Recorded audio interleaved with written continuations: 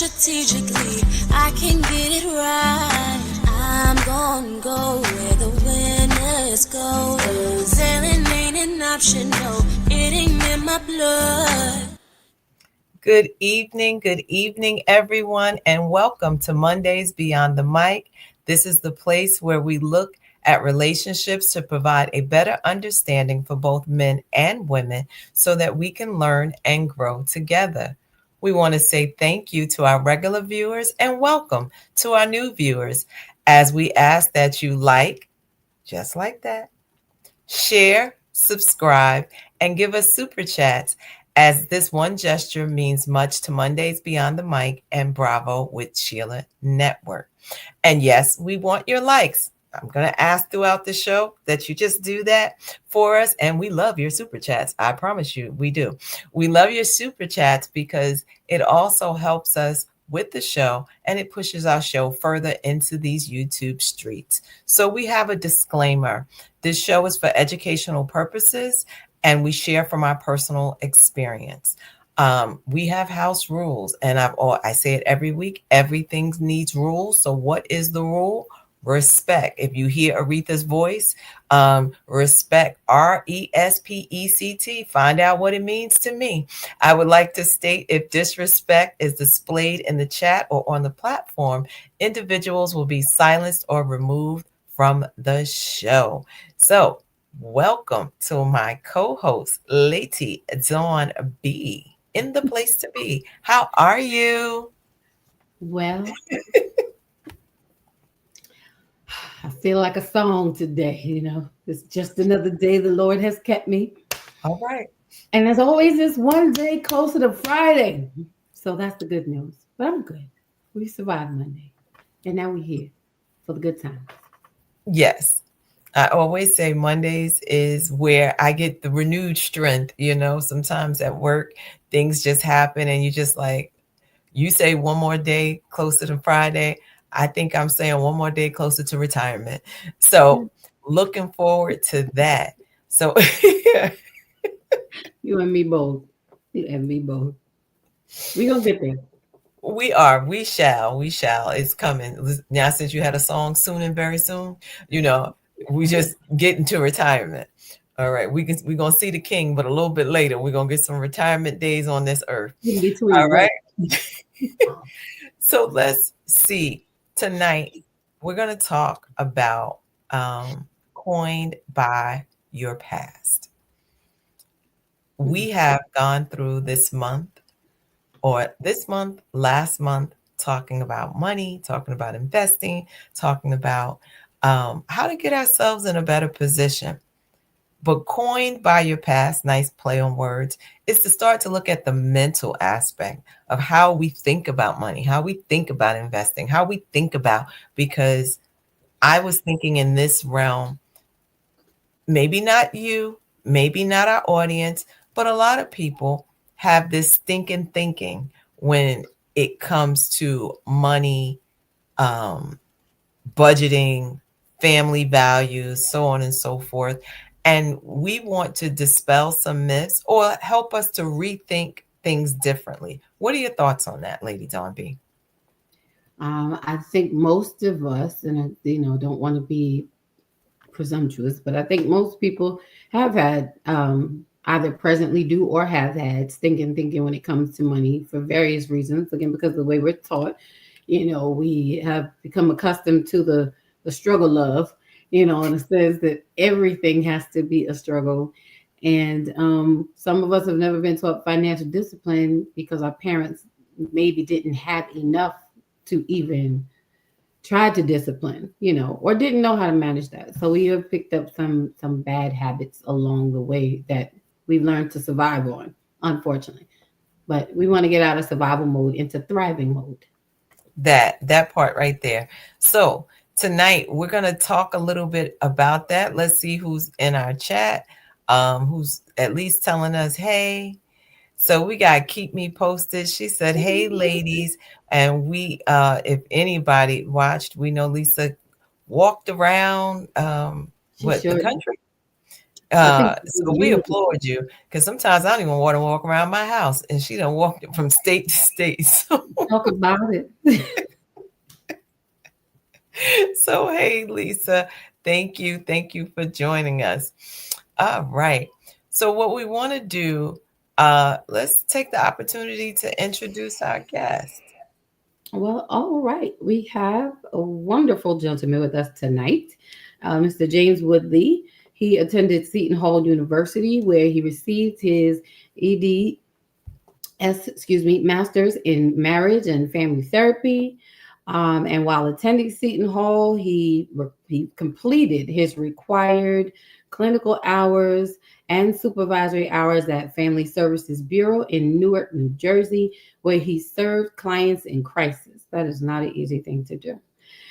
James has experience in assessments, individual counseling, couples counseling, family counseling, in home and in school behavioral counseling. I could have used you some years ago, anger management, and parenting court order classes, as well as other severe mental health conditions. He owns his own business called Family Ties Counseling LLC. Y'all want to want to find him and tap in. He attended seminary at Drew University in Madison, New Jersey, where he completed his Master's of Divinity degree. Come on with it. In 2006. He became the senior pastor of the Friendship Baptist Church in Paterson, New Jersey, where he served for 9 years. In 2024, he was selected to serve as the senior pastor of the Gill Creek, BC, in Columbia, South Carolina, where he currently works and serves full time. And he is the father of two, we are sure, strong, anointed sons. So, welcoming to the Monday Beyond the Mic and Bravo family. We're going to greet James Woodley. Welcome in. How are you? You're on mute. Good evening. All right. Good evening. Good evening, ladies. Dr. Elaine, Lady Dawn, and to all the audience, good evening. It's so good to be with each of you and to everyone on this evening. I hope and pray everybody's doing well. Yes, and we're going to do better. We know by the 8 o'clock hour, our lives will be enhanced because you are with us. So we are looking forward to the conversation on tonight. And we just want to say hello to a few more people who have joined us on tonight. So Mr. George, he said, hello, everyone. So hello, George. And George, that's a good name. That was my dad's name. Oh, all right. And Miss T, she said, good evening, ladies. Good evening. All right, let's get started.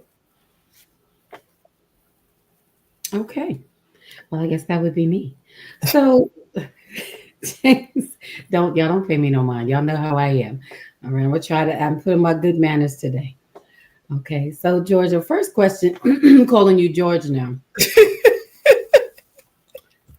Dr. Eden rubbed off for me. See that she got me started, y'all. And I said I was going to be on my good manners today. Okay, rewind.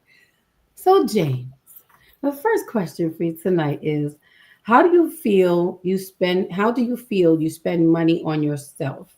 Nope, that is not the first question. See, she threw me off. Here we go. We're gonna get it together. Got it now.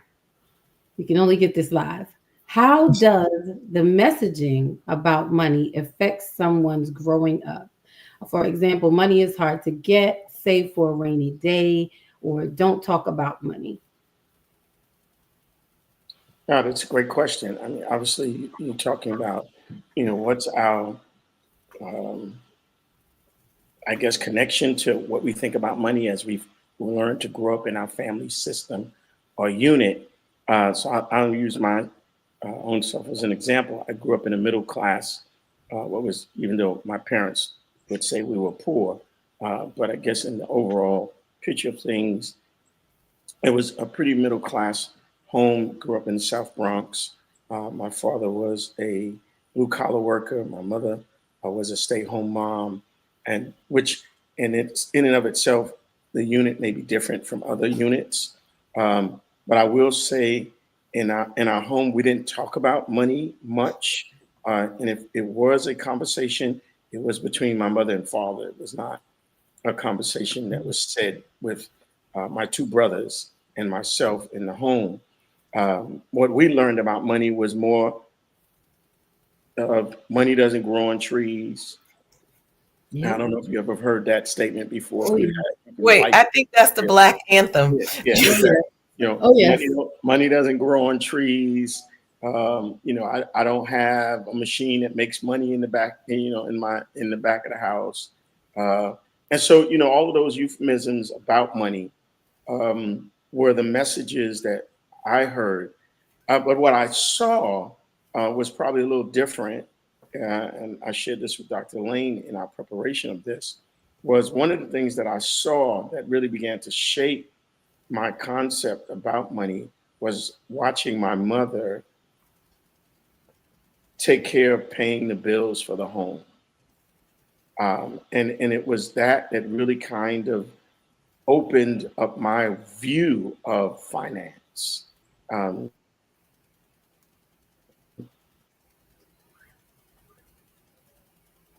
it's money doesn't grow on trees. All of those things were the messages that I heard, but what I saw was something completely different in terms of how my mother took care of finances in the home. So if I can just jump in there to say, I mean, when you say that, was that you said your mom, excuse me, was the stay at home mom, but she took care of the finances. So that indicates that your father went out and worked, bought home the money to your mom, and she was responsible for everything else, or the distribution of the finances. Yeah, she was the caretaker financially, and of course, obviously, the nurturer for the home as well. And my father gave the message that he was the support system for the home, even though my mother worked at some point, but she stopped working, obviously, when it was three of us. So she had a job previous.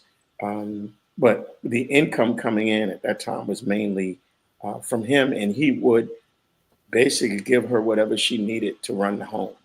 And then also she would partial what was to be saved in terms of savings as well. And so she was the administrator, if I could use that word, for the finances in our home. Okay. Thank you. Well, I see we have some guests. Let's welcome. See. All right. There's your I guess Pastor successor, Janelle. Pastor Janelle. Pastor She said Janelle. good evening. Good evening, Pastor Janelle. Reginald, he said, just wanted to say aloha, can't stay long. Well, we thank you for your aloha all the way from Hawaii, sir. We're coming. And Frank Goodwin, he said, hello, everyone. Hello, Frank, and thank you for joining us. Kathy said, good evening, everyone. Good evening, Kathy. And Sharon Lockley, she said, hello, ladies and gentlemen. Hello. And Jacqueline Lennon, she said, good evening, all. Good evening, Jackie. And bravo, when Sheila said, hit that like button on the way in. Thank you. So again, please press that like button. It means much, is one little gesture for you, but it means much to Mondays Beyond the Mic and Bravo with Sheila. All right. Thank you. Take it away, lady. All right. Well, James, thank you for that input. Next question: in your experience and expertise that you have encountered, how did parents or guardians manage money? Were they savers, spenders, or did they avoid financial discussions altogether? Yeah, thanks. Again, I'll piggyback off the previous question in terms of how did I view money for my family system. Again, my mother was a saver, so it was a certain amount of finance that came into the home after my father worked and was paid.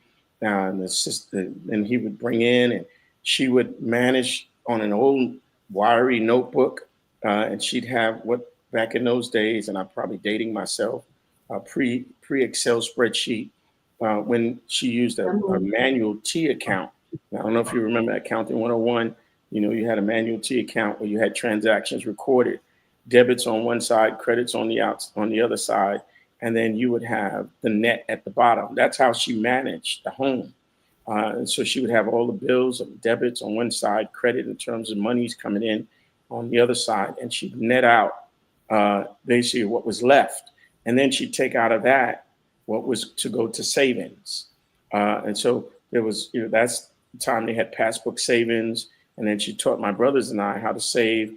We had little Christmas saving passbook accounts. Again, I'm dating myself. But what would happen is we would do chores in our home. I don't know if too many of our youth do chores anymore, but we had chores. We got allowances, and then we received our allowance. And we take our little allowance to the savings bank, and we'd go up to the savings to the clerk with our little passbook savings, and we'd put money in our Christmas account. So by the time December came around, we had our own money that we could turn back around and buy our mother something, our father something, and each other something, and have something for ourselves. So, and again, we didn't really talk about it. It was just something that we did, but it shaped my framework for finance. Thank you. So I want to stop right there, and I want to kind of engage our audience, and even Lady Dawn B. How many of us had a Christmas club or remember our parents having that Christmas club, going there with that bank book and getting that stamp? Please let me know in the chat if you remember. Lady Dawn B, what's your thought? That was like so nostalgic. It brought back so many memories. Man, listen, I wish my mom was on here already, because she still talks about Christmas Club to this day, to this very day. She's still in the past, all of that. I do. I remember all of those things. So, you're not alone with the dating. You're in good company. We're right along with you. So we know how it is. But what I found interesting about what you were saying, what I was thinking about also, is that learning how to save was one thing, but I don't think I'm trying to think if my parents taught me how to spend properly, because that's, it's one thing to teach us how to save, but then how do you spend what you save properly so that you're not, exhausting all of your funds. Back then it was a tight rein on that Christmas Club book, for real. So yeah, I do remember that. Well, after my mother you'd make your deposit, she'd take that Christmas Club book back from you. So it wasn't like you could hold on to it. You just kept it to the next time when you went to make another deposit. But it made you feel proud. It made you feel like you had an ownership and an investment in what you did. But yeah, we couldn't hold on to it. We gave it back. We only got it back at the end of when we made more deposits. Wait, so that's the key. That's the key. We got to have somebody take the debit card from us, take the checkbook from us. We can't hold on to it. So let's see what they're saying in the chat. So I will hope we can learn to be trusted. Had the Christmas Club savings. So bravo with Sheila said, I remember those days. Pastor Janelle said, I had that. Laugh out loud. Sharon said, yes, we had Christmas Club accounts. Tiffany said, I have one at my first credit union. My mom still uses them. I'm like, I need to go to the bank and figure out if they still have. Yeah, okay. Frank said, I had that. All right. Zakia said, hello, ladies. Pastor Janelle said, I was spoiled rotten until 39. So I'm sorry. I love you, Dr. Pastor Janelle, you're a mess. But that's why we're here to talk about that, that we're all still trying to get it together. She says, I am just now trying to get it together. And I think just to even take that with what Pastor Janelle said, a lot of us, we have been spoiled, or we have been like, okay, for years, someone else took care of those things for us. And now we're like, wait a minute, let me look at some of the things that I'm doing, or let me rethink or recalibrate where I am. And the beautiful thing, and I think if anyone who's been watching the show is saying it's not too late. And I think that's the place where we need to park. As long as you still have breath in your body, it's not too late. And so many times I think we get down on ourselves because we look at what shoulda, coulda happened, but it didn't. So as soon as I think we come to terms with that, it did not happen, but it's not too late to get started. We can then make progress. I'm sorry, you the counselor, so you tell us. No. No, we're on the right pathway. I mean, the statement that it's never too late to change behaviors, that's the key to it, right? So it's never too late to change our current behavior, our current thinking, so that we begin to reframe what we do so we can do better at it. I All agree. right. Kathy said, I did not have that, but I taught my nieces and nephews. And I think that that part is very important because we either teach good habits or bad habits. Thank you, Sure. Kathy. Have to teach my son my pockets are not your pockets. Your pockets are on your pants. Mine are on mine. Pastor Janelle said, thank God it's not too late. Yeah, right there. Amen. So I'm going to jump in. So here's my question.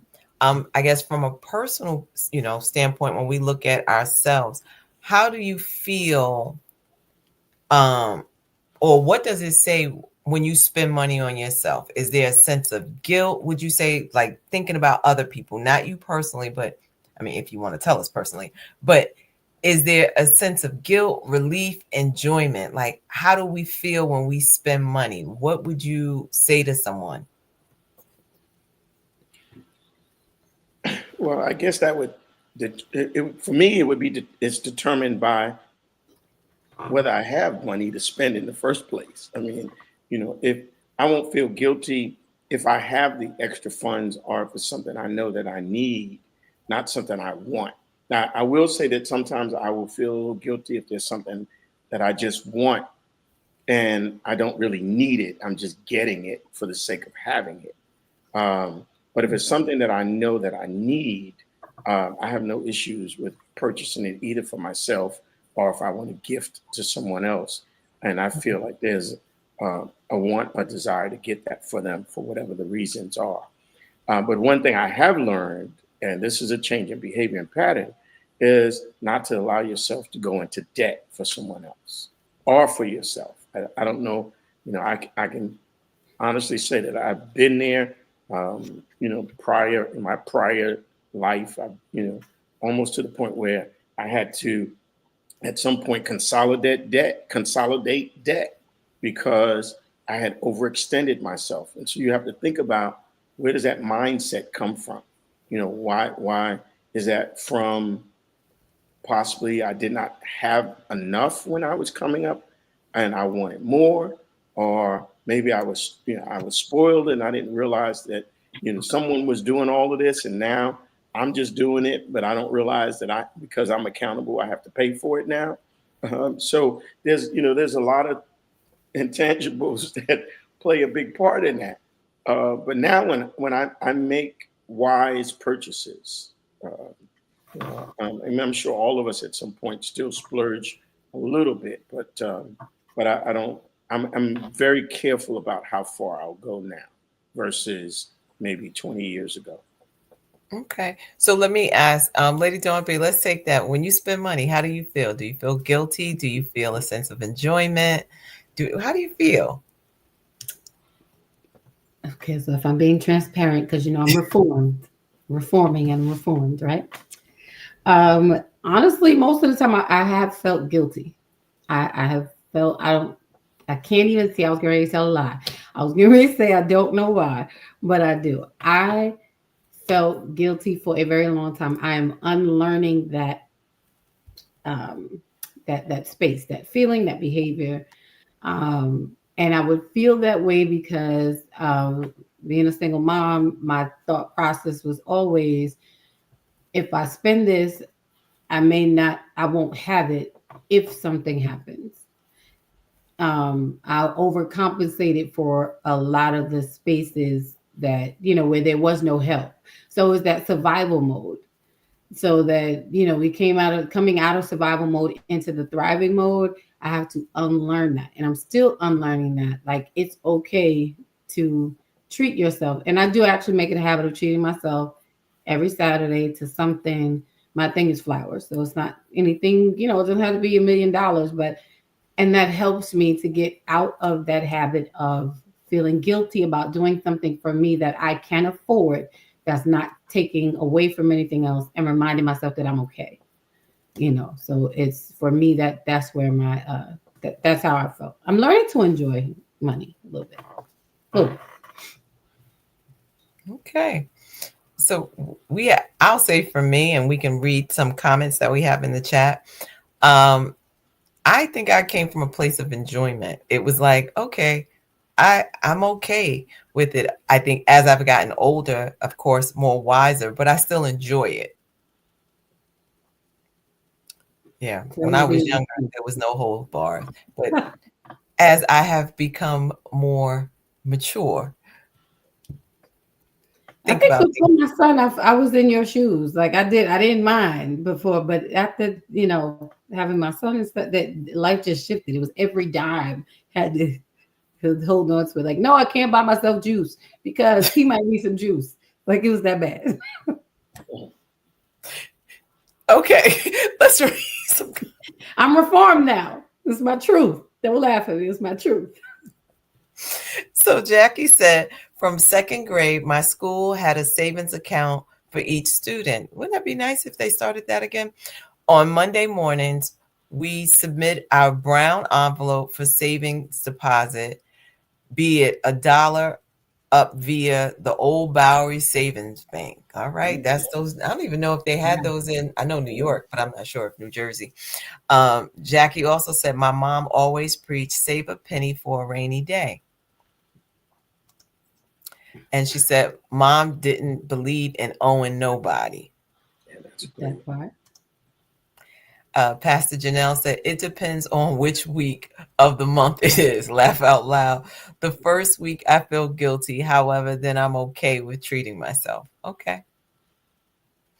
George says, I feel enjoyment because it's usually a small purchase. Right. And I think that's it. I think a part of it is if you're going out to buy something that you can't afford, right? And like, where am I going to get this money? But I want it. So I'm going to spend $500 versus I spent $10 on something. Yeah. I've learned to just stay away from the mall. And I'm okay because I'll find something I like and I'll have to talk myself out of, like, you really don't need that. You really don't need that. And then I would give myself the excuse, which was, if I buy it and I don't like it, I can take it back. Yeah. And I think that, again, it's understanding whether you're living above your means or you're living at your means. Again, my family system, my dad was very modest in whatever it was that he was purchasing, and so in doing so, he really had provisions more for my mother to do what she wanted to do, on how she wanted to do it. So I grew up with that mentality of spending modestly, not over extending myself. And I'm not to say that at some point I didn't do that, because I think when I got kind of comfortable, you get a little more freelance and you're working and the money's coming in and you're doing well. And then all of a sudden you realize, whoa, am I living above my means or at my means? And I think that's important to understand so that you don't stress yourself out because you overextend yourself. Don't forget, you can make purchases on credit, but that's exactly what it is. At some point, somebody's got to pay that bill. Right. Cash is king. Yeah, I know that story too. Cash is king. So Dr. Shayna, hey Shayna, she said, I used to be called the shopaholic. I think we had the same disease. What once felt like a joy became a sickness. Now I spend with intention and that shift has brought me peace. Absolutely. So I can definitely agree with that. Yeah, that's I'm gonna awesome. let you take this next one. Go ahead, Lady Dawn B. Hi, Mom. Welcome in, Mommy. Pastor Rosa. She says, "Good evening, everyone." Oh, Lord, she help. Thank you, Jesus. I'm about to shout over here. This is a true story, y'all. Mom, this is my mom. She says, "I'm a reformed shopaholic. I feel Jesus. But I make sure to spend a certain amount on myself." She does.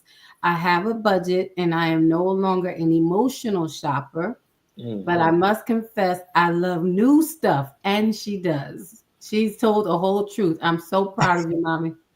I'm so proud. Such a big That's the girl. first step, right?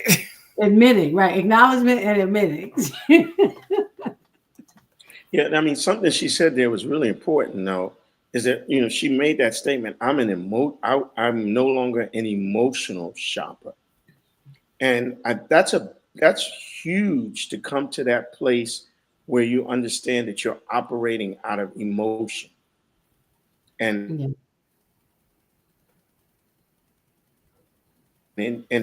driving this emotion that I have to do over this. And so wonderful. Thank you for sharing that because I think that is so important to now shop with intentionality and not emotionality.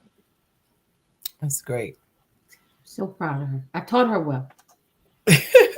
So Sandra Hines says, how do we start the conversation in church as as these points are for young and seasoned? So how do we have this conversation in church? Yeah, great question, Sister Sandra. I mean, I think the church has to realize that, and this was said before, and I don't know if we really realize that, but Jesus, in terms of his prophetic work, talked more about money in New Testament than he probably talked about anything else other than the kingdom. Um, and so, it's very important. But I think in church, we only look in terms of money, as in, we have to give it to the church, we have to tithe, we have to do this. We don't think about um, money in terms of how do we have these conversations on how we manage better so that we can do better, right? Um, if you of course when you come from a ministry that talks about tithing, giving 10% of your your earnings to the church, most people have a difficult time doing that because they've overextended themselves in so many other areas that they don't have that left. And so the conversation has to start with, how do we learn how to budget? I mean, that's number one. How do we learn how to budget? How do we take what we have and learn how to budget it and use it appropriately? And that goes for the young and the seasoned. But I think if you learn it young, then you operate better at it when you're more seasoned. But trying to learn it when you're more seasoned is a little bit more difficult because now you're not shaping a behavior, you're reshaping a behavior. Or as your mother said, I have had to learn how to stop doing that and learn a new behavior. But it can be done. As you said earlier, Dr. Elaine, it's never too late, right? And that's why we're having this dialogue today, so that we can begin that. So churches have to have conversations about savings, budget, credit card, debt, how do we control debt? How do we manage debt? How do we invest? We don't talk about it a lot in church. Maybe even starting an investment club out of a church. I know some churches that have investment clubs, stock clubs, things. How do you have those kind of things and bring people to the table to begin to have that dialogue? We just have to start it. There is no how. We just have to start it. And it can't be taboo. It goes back to the family system, right? And we don't talk about it in the family because we think it's taboo. We don't talk about it in the church because we think it's taboo. But we can't do anything without finance, period. This is true.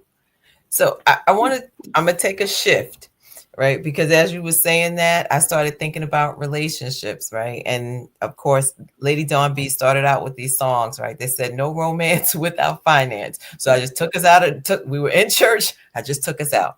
So now my question would be, in relationships, how do you think people equate, so men or women, right?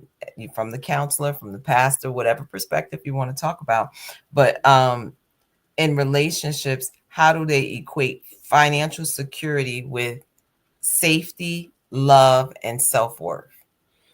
Ooh, how do we equate relationships with safety, love, and And you can self? talk from a male's perspective, Yeah. from a man's Yeah, I perspective. mean, well, let's just, in all honesty, in any relationship, right?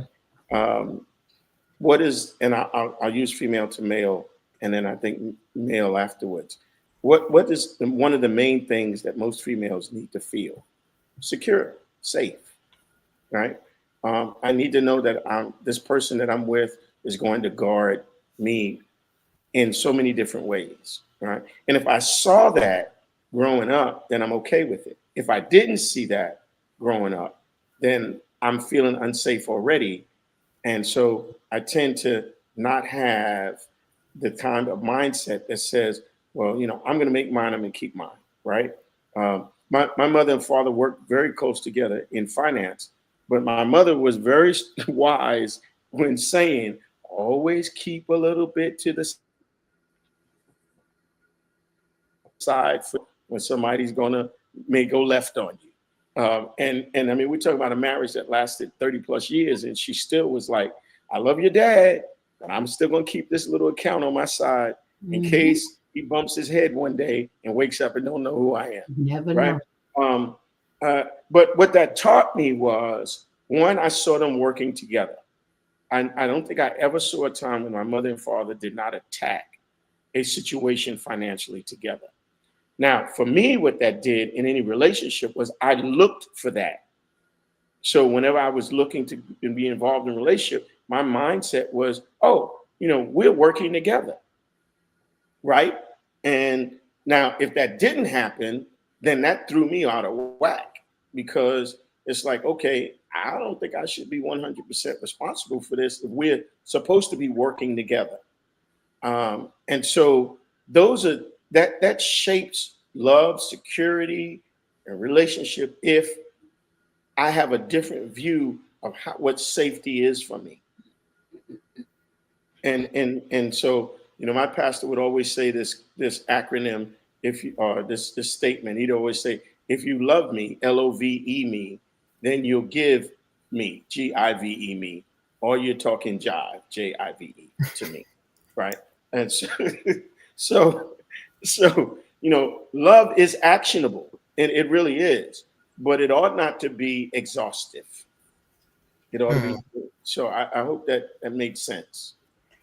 It does. And I like the fact, one of you, something you said earlier, if you saw that demonstrated versus if you did not, that was to me like those two different ways that, let's say in this case, a woman would look at that person because they don't know what this is.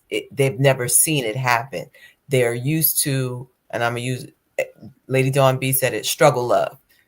Mm-hmm. They're used to, so the expectation looks different than someone who grew up seeing that dynamic of, them attacking a financial issue together, or having a strategy around how to build wealth.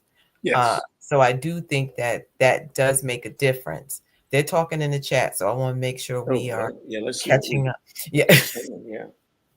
So Jackie says, Sister Hines, have financial workshops, especially during these times. I can recall a past workshop at my church where you'd be surprised how many older adults who never had a checking account. Wow. So yes, talking about that conversation earlier, how do you help young people as well as seasoned saints, as they like to say. So Mama Rose, she says, I honestly think we have given the wrong message to the believers and have made us feel that the only thing we have money for is to finance the ministry. Wow. A balance is needed. God wants us to prosper. Yeah. Absolutely. So that he Yeah. wants us to be in health and prosper. Yeah. May I interject there for a minute? Because I think that's Absolutely. important. Um, and there is a rule for that. And I don't know if many of us follow that. It's the 10-10-80 rule, right? um, and that is, it now. Of course, this everybody's belief system is different, and I'm not in any way trying to impute my faith or belief system in on anyone else. But it's the 10-10-80 rule, right? So 10%, we do the finance ministry if that's our belief system or our faith system. 10% to really put aside for ourselves, and 80% to pay off everything else you need to do. And if you have 80% of your salary to take care of all the things that you do, and you put 10% of whatever it is towards taking care of your own things that you so desire, and then you trust enough and have faith to say, okay, I'll put 10% into the ministry, um, then I'm okay with that. Then that works itself out. But many of us don't, we don't operate on a 10-10-80 rule. We operate, out of stress most of the time, or we operate out of feeling like we're being oppressed by a particular ministry. And so then what happens is, we don't have the 10 for ourselves. We don't have the 80% to do anything else with. And we've created instead a way to have wealth. We've created a way that we're paying into someone else. It's good. Suspend it ourselves. So so I was having a conversation with a young lady on yesterday, and she was talking about thinking about purchasing a home. And nothing wrong with thinking about purchasing a home, but you have to look at and think about all that it takes that is involved in the process of purchasing a home. And you need to start with number one, what is your salary and what can you afford?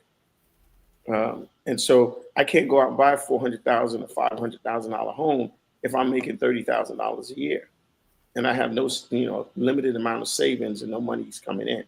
So, I have to start small and build wealth, and then let that home become an asset, not a liability, and then utilize it later on. So there are other things that we can, we have to think about. That's all I'm saying. But I do agree with Pastor Rose. Thank you so much. But I think that we have to really begin. You're right. A balance is needed. God wants us to prosper, and he will meet all of our needs. We just have to make sure that we're using wisdom. All right. Thank you. Dr. Shana said, yes, show me the paperwork. So that was the comment going to the financial security part when I shifted to relationships. Jacqueline said, many of our people only knew about check, cash, and facilities. So true. Many didn't have a life or burial insurance. Yeah. Well, I think not even, even currently, because you see so many people with GoFundMe's. So, back in the day, when talking about the life and burial insurances, back in the day, people would knock on your door, Mr. Johnson died, blah, blah, blah. We're trying to help raise money. Now people are probably more GoFundMe and looking at check cashing places where they were taking money from you, but I can get my money now, and not understanding, how to use the banking system and so on. So I think if, just thinking about it, I think a lot of us, we were probably taught or we saw bad money habits depending upon where you grew up and how your family looked at money, going back to what you said earlier. Yeah. But we're going to get better. We're all going to get better. So we're learning and growing together. What are your thoughts, Lady Dawn B? I have to agree with everything that has been said. There is definitely a balance that we need. How do we have this conversation inside churches? I'm a little toxic, so I'm just gonna say, but it's a reality. A lot of times within the confines of the church, people don't want you in their business that deep, and that's why when these opportunities are brought up, um, some people, I won't say most, but half don't come. People, if all the people who showed up for Sunday service would come out to a financial meeting such as that, to better your life all the way around, and understand that it's information to help you live a balanced, better life. Not that someone's trying to get into your business. Sometimes the mentality, because I've been in various ministries and served in various pockets where we've actually had these type of conversations, offer these type of services, and this is some of the feedback that we've gotten back. Like, you could have the fish fry and everybody come out, but you can't have the budget meeting. Come on, let me teach you how to budget. I'm fine, we're okay.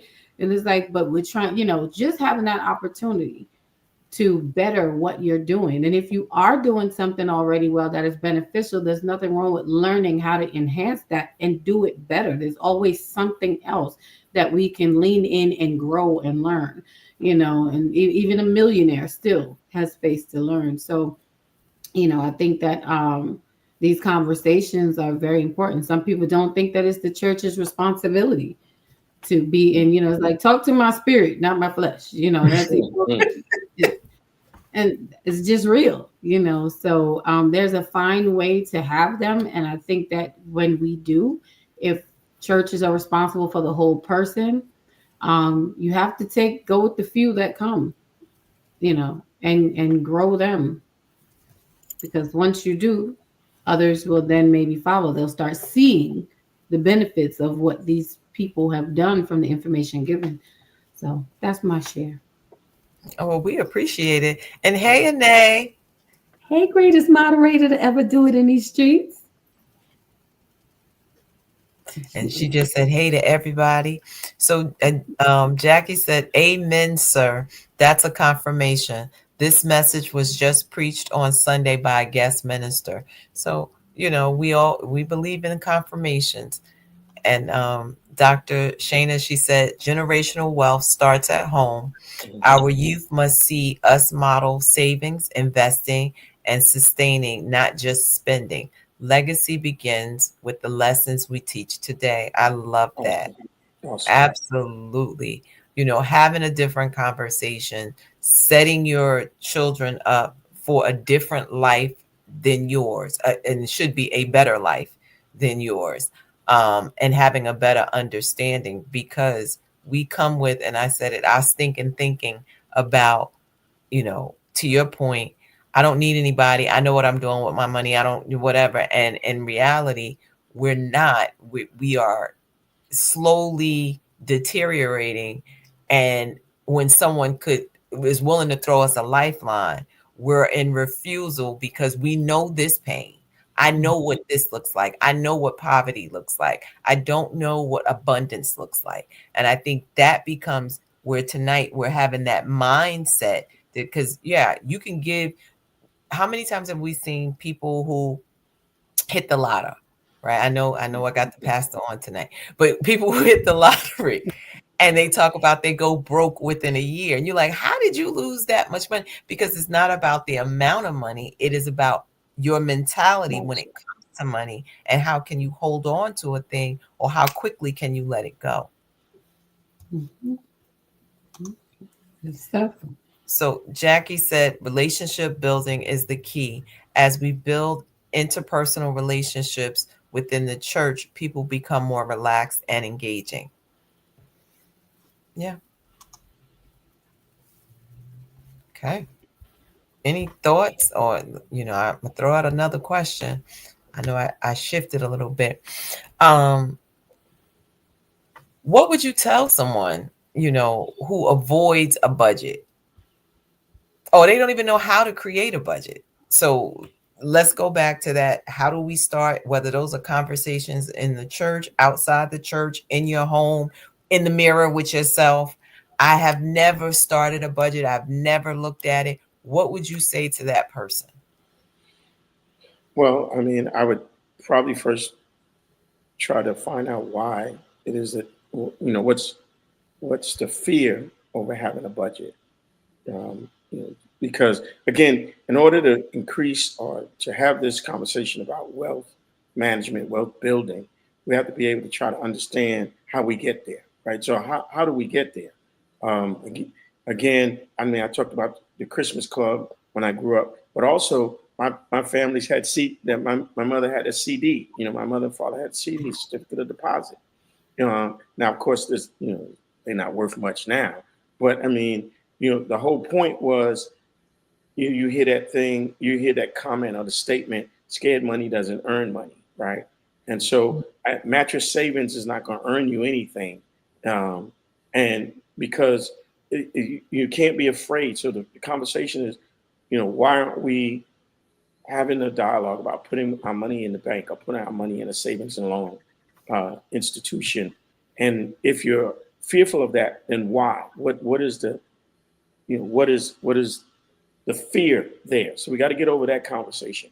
Then it's let's talk about as was mentioned. I think by some people don't even have a checking account. Then how are you managing what you have if you don't even have a checking account? And do you have an interest bearing checking account? Because again, if it's just sitting there and it's not making any money, the bank is only making money off of you, and you're not making money off of yourself. So how do we have those conversations about budget? Let's sit down and do a budget. Okay. What's your take home pay? All right. What do you pay each month on utilities and cable and car payments and so on and so forth? And what's left? And how much of what's left can you just, even if it's nothing more than $25 or $20, can you put into a bank? Can you put into, an account to hold to the side? And then how do you then begin to create that has to be a conversation.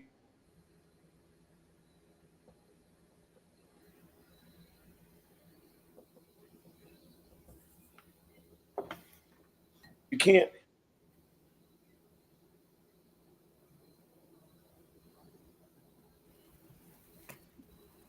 I think he's frozen. Oh, am I there? Yes, now you are. Yeah, I don't know what happened. Yeah.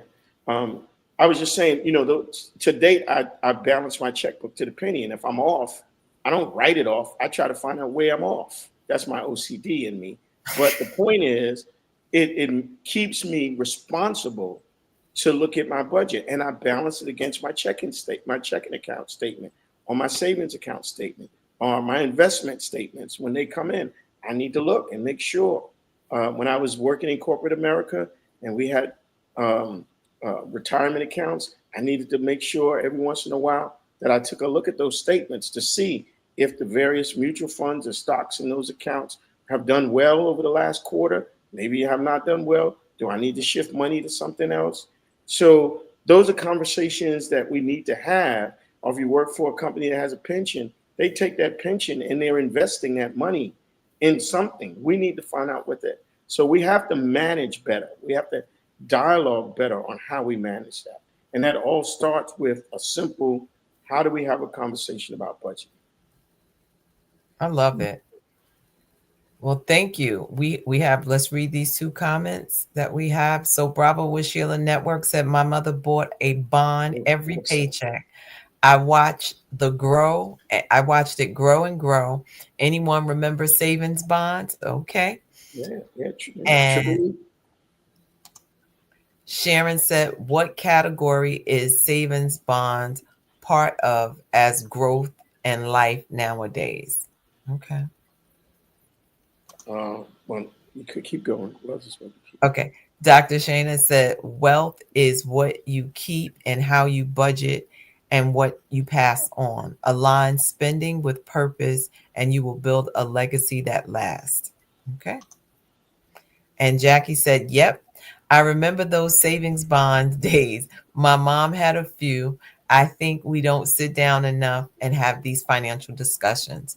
And I think that, thank you. And I think that's one of the reasons why Monday Beyond the Mic, we want to make sure we're having those conversations. I mean, we love to laugh. We love to joke. We love all of those things. And we do it while we're talking about money. Right. But we want to make sure that we're giving the resources and the people, because sometimes, and just, having you here, some people just need to mentally get their minds together to wrap their minds around, what are my issues around money? Why do I because sometimes it's self-sabotage.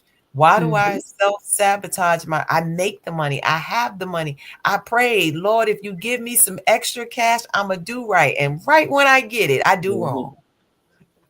The good, what is it, that the evil that I would not do? The good that I would do, I do not. And the evil that I should not do, that I do. That's what I'm doing. That's right. So in that, just being able to really look at my mindset, right? How do I view money? What is my relationship with money? And was it the love of, money is the root of evil versus the love of Love. money. I don't love it. I need it to do what it needs to do. And has that been something, as we talked about earlier, passed down from generation to generation? So Mhm. it was almost this thing of I can't be holy and have money. Right. Mm, mm, Is one or the other, wow. not and. And Wow. I think though that is the thing that we have to uproot that thinking in the process. I mean, they just chatting away uh, in the chat, and I love it. So what we Miss T said, yes, I remember the savings bonds. Hmm.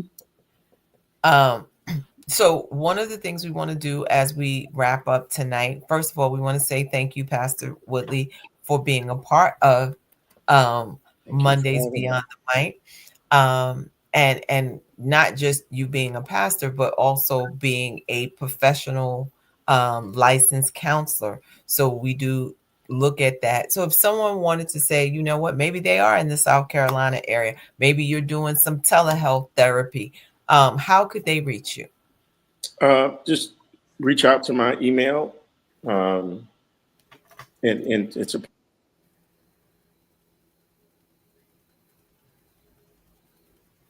public emails. Woodley, Wood, 1210 at Gmail. So Woodley 1210, 1210, 1210. uh-huh, That's easy. 1210 at Gmail. at Gmail. Yeah. Okay. Yeah, so they can send an email there. They can send an email to the church email, pastor at Gill Creek, pastorgillcreek.org, pastor at gillcreek.org. Okay, pastor at gillcreek.org. All right. So we know if you don't know anything, so you might say, well, he's from South Carolina. He doesn't know. No, he didn't told us he was from the Bronx by way of New Right. Jersey and now in South Carolina. So thank you, Bravo, for with Sheila. She put the No, you're email. missing the JC. It's a JC before the Woodley. Oh, JC. Okay, I didn't hear that either. So JC Woodley 1210 at Gmail. Yep, that's it. Okay. All right. So thank you. And then we have a comment, Melinda. So we have a few comments, so I'll kind of read them. Sharon said, good night to all. Yes, that is the proper email, jcwoodley1210 at gmail.com. Correct. Sharon told us good night. She does 8 o'clock, and that's it. She said, have a great, safe week. Same to you, Sharon. And Melinda said, good and needed conversation. Thank you. Thank Please you, make sure you're Evangelist. hitting Thank you. that like button before you go. Don't leave us without hitting the like button and subscribing. Pastor Pastor to the Janelle point. said, Yeah, good stuff again thanks, sis. tonight. Thank you. Thank you. And again, Bravo with Sheila put up the email. So if you want to get in contact with Pastor Woodley, jcwoodley1210 at gmail.com. And please hit that like button. Yeah, yeah, Like, yeah. subscribe, all those good things. Lady Dawn B, how can they get in contact with you? Oh, well, every Monday night I'm right here on the Bravo Sheila Network with this lovely lady over here, Dr. Elaine, giving good stuff. But you can also come back on Thursday nights at 7 p.m. for Thursday night with me, your girl, Lady Dawn B, and the crew. It is not like Mondays. It is Mondays on several steroids and always a good time. This week we will be talking about who did I marry? Talking about the family Mm. involvement in marriages. Did you marry the person or the family? Tune in. Other than that, you can reach me on Facebook, Dawn D. Brathwaite, TikTok, Lady Dawn B, Instagram, Bronx Girl Dawn B. I'm Dawn B everywhere, but mostly Okay. on here. And I'm going to say this as I stated last week and the week before last, I have come out with a new book that is called I Am a Woman with Issues, but I Still Qualify. So I'm doing pre-orders. The book will be here soon. I'm excited about that. So if you are interested in purchasing the book, and it gives a nice little I guess synopsis of the woman with the issue of blood and us in current times. So excited about the God download for sure. Book is $25 with shipping and handling. You can Cash App, it's $ Elaine San or $EMSINC. And we'll put it up. And just join us on Mondays Beyond the Mic, and you'll be able to get the book. So excited about that. So I'd like to say again, thank you again, Pastor Woodley, for Thank joining you. us. Thank Thank you. you for being a part of Mondays Beyond the Mic. You are always welcome to come back. And as we say to everyone, have a great and blessed week. Good night. Good night. Thank Night. you, All everyone. Good night. I do is try to construe this life of mine, and soon one day I'll be able to say I've made my way. Don't give up, keep on going. Don't give up, no, no, never done. No, keep on going. No, you got this.